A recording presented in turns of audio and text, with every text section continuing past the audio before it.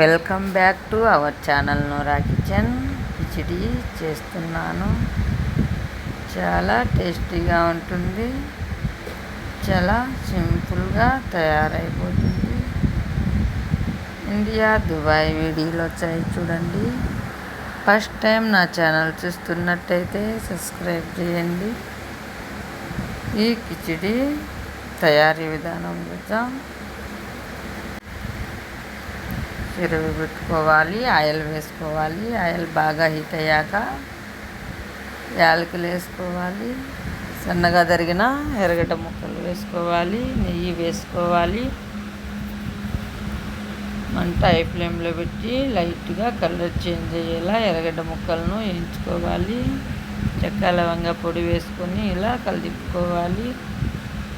Tomato ముక్కలు వేసుకోవాలి, పచ్చిమిరపకాయలు వేసుకోవాలి. చూడండి, మంట ఏ ఫ్లేమ్లో పెట్టి కలర్ చేంజ్ అయ్యేట్టుగా వేయించుకోవాలి.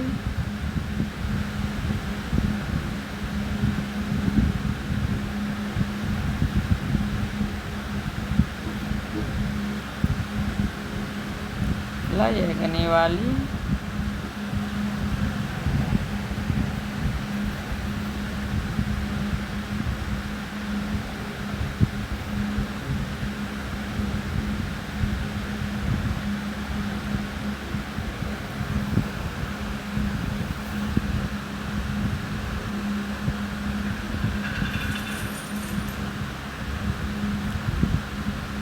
ఇలా బాగా వేయించుకోవాలి. పచ్చివాసన వేటుగా ధనియాల పొడి తగినంత వేసుకోవాలి.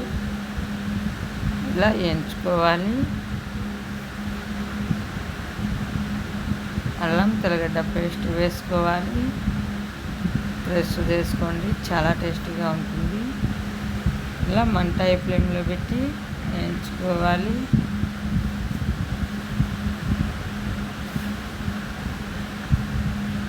నిలవ ఉన్న అల్లం తెల్లగడ్డ పేస్ట్ కన్నా ఫ్రెష్గా చేసేసుకుంటే చాలా టేస్టీగా ఉంటుంది. ఇలా పచ్చి వాసన వేటిగా వేయించుకోవాలి. కొత్తిమీర పుదీనా వేసుకొని వేయించుకోవాలి.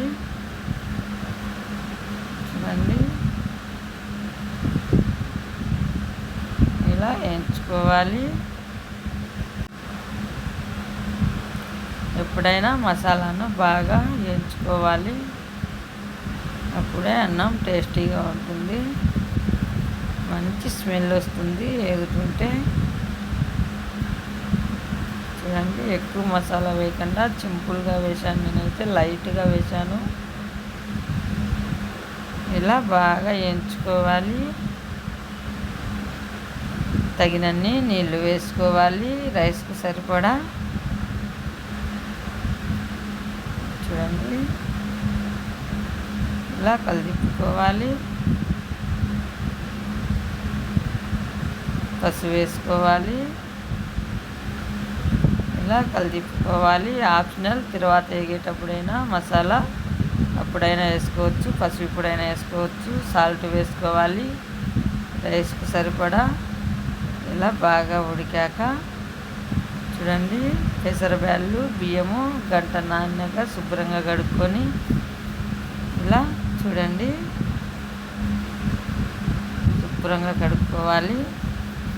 ఇలా రైస్లో ఇలా వేసుకోవాలి. ఎసురు ఉడికేటప్పుడు మా అయితే పాత బియ్యము 1 పావుకు 2 పావులు ఎసురు వేస్తున్నాను.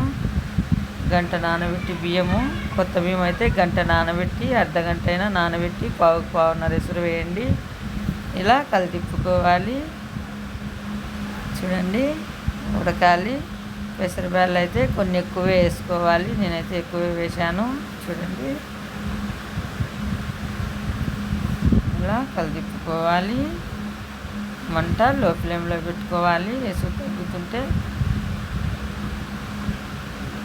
చూడండి బాగా ఉడుకుతుంది రైస్, కిచిడి రైస్. చూడండి,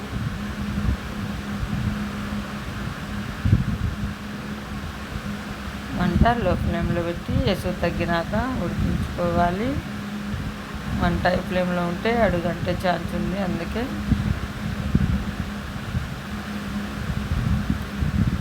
కలిదిప్పుకోవాలి. ఎసురు మునిగిపోయాక చూడండి ఇలా కలిదిప్పుకోవాలి. ఆవటిల్తే సరిపోతుంది. 10 నిమిషాలు ఆవటిలాలి, చక్కగా రెడీ అయిపోతుంది. చూడండి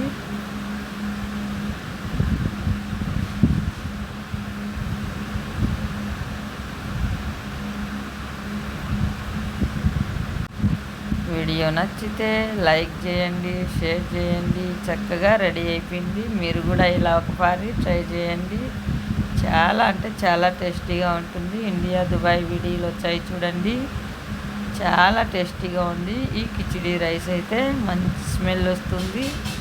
చక్కగా తయారైపోయింది చూడండి.